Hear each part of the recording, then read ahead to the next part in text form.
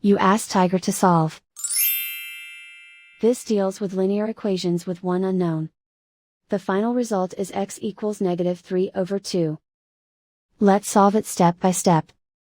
Simplify the expression. Group like terms. Multiply the coefficients. Combine like terms. Group all constants on the right side of the equation. Subtract 3 from both sides. Simplify the arithmetic.